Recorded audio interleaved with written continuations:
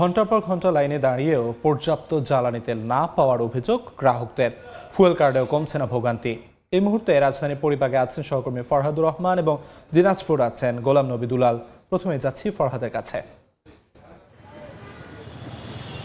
কেউ 2 ঘন্টা, কেউ 3 ঘন্টা অপেক্ষা করে রাজধানীর বিভিন্ন পাম্প থেকে তেল সংগ্রহ করছেন। বিশেষ করে অকটেন ও পেট্রোল সংগ্রহ করতে যানবাহন চালকদের এই ভোগান্তি কিন্তু অন্যান্য দিনের মতো আজও তীব্র দেখা যাচ্ছে। আমরা এই মুহূর্তে আছি পরিবাগে।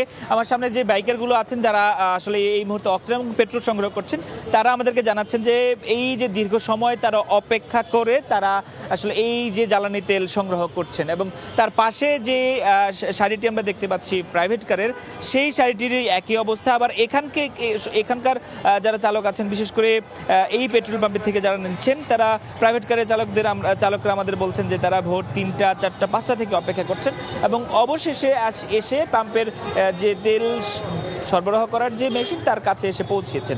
এবং এখানে আমরা যেটি দেখতে পাচ্ছি, বাইক রাইডাররা আছেন অনেকে, যারা বলছেন এই যে তেল নিতে তাদের যে দীর্ঘ অপেক্ষা, সেটি তাদের যে প্রাত্যহিক আয়ের যে ব্যাপার সেটির উপর বিশেষ প্রভাব পড়ছে। এবং অনেকে বলছেন যে এই পেট্রোল পাম্পের দীর্ঘ সারি, কেননা অন্যান্য বিভিন্ন পেট্রোল পাম্প বন্ধ, সে কারণে তারা আসলে এই পেট্রোল পাম্পে এসে ভিড় করছেন। এবং যে অপেক্ষার সারি, সেটি যদি আমরা বলি যে এই পরিবার থেকে এই অপেক্ষার লাইন অর্থাৎ চালকদের, সেটি আমরা দেখতে পেয়েছি যে শাহবাগ পার হয়ে, কাঁটাবন পার হয়ে একেবারে এলিফ্যান্ট রোডের শেষ পর্যন্ত চলে গেছে। এবং আমরা যেটি প্রাইভেট কারের ক্ষেত্রে দেখেছি যে পুরো এলাকাটি ব্যারিকেডের মতন হয়ে গেছে। অপেক্ষার এই দীর্ঘ সারি কিন্তু শেষ হচ্ছে না।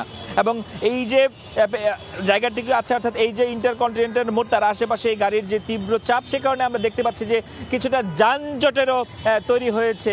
এবং তারা এই ভোগান্তি কবে শেষ হবে সেটি তারা খুঁজে ফিরছেন। সরকারের পক্ষ থেকে যেটি বলা হচ্ছে যে সর্বোচ্চ চেষ্টা করা হচ্ছে, এবং পাম্প কর্তৃপক্ষ বলছেন যতক্ষণ পর্যন্ত তাদের কাছে মজুদ আছে চালকদের তারা সরবরাহ করে থাকেন। রাজধানীর এই যখন অবস্থা, তখন রাজধানীর বাইরেও একই ধরনের অবস্থার কথা আমরা জানতে পারি। সে খবরটি জানতে এখন আমরা যেতে চাই দিনাজপুরে। সেখানে আছেন সহকর্মী গোলাম নবী দুলাল, তিনি জানাবেন সেখানকার সবশেষ আপডেট। কঠোর জেলা প্রশাসন থেকে কঠোর বিধিনিষেধ আরোপ করার পরেও কিন্তু আপনার দীর্ঘ কিন্তু লম্বা লাইন দেখছি, যারা ঘন্টার পর ঘন্টা এই লাইনে দাঁড়িয়ে তেল নিতে এখানে এসেছেন। আমি এই মুহূর্তে শহরের একটি ফিলিং স্টেশনে রয়েছি, সেখানে সকাল 9টা থেকে আমরা দেখছি যে দীর্ঘ লাইন, এই লাইনতে দাঁড়িয়ে তারা তাদের যে কাঙ্ক্ষিত যে তেল, সেই তেল তারা এখানে সংগ্রহ করছেন। আমরা দেখছি একদিকে কিন্তু মোটর সাইকেলদের তেল দেওয়া হচ্ছে, প্রতি মোটর সাইকেলকে 400 টাকা করে, পাশাপাশি 10টি মোটর সাইকেল তেল দেওয়ার পরে কিন্তু একটি কার এখানে তেল পাচ্ছেন তারা 2000 টাকা করে তেল তাদেরকে দেওয়া হচ্ছে। আবার বিশেষ করে আরেকটি বিষয় হচ্ছে যে যারা তেল নিতে আসছে তারা বারবার কিন্তু যে হয়রানির কথাই বলছেন। বিশেষ করে আপনার ড্রাইভিং লাইসেন্স, রেজিস্ট্রেশন এবং হেলমেট, এই 3টি কিন্তু বাধ্যতামূলক। আমরা দেখছি সরকারি পর্যায়ে এখানে পুলিশ রয়েছে, ট্যাগ অফিসার রয়েছে, তারা কিন্তু এটিকে মনিটরিং করছেন। তারা যেটা বলছেন যে তেল যতটুকু আছে তারা যেন সমবন্টন সবাই জন্য পায়। কিন্তু আমরা এই যে ফিলিং স্টেশনের যে ম্যানেজার, তার সঙ্গে কথা বলেছিলাম, তিনি বলছেন তার আজকে তারা মাত্র 2000 লিটার বরাদ্দ পেয়েছেন। এই 2000 লিটারই কিন্তু আপনার যতক্ষণ তারা পারবেন এই তেল তারা দিবেন, এরপরে কিন্তু আপনার তেল তাদের শেষ হয়ে যাবে।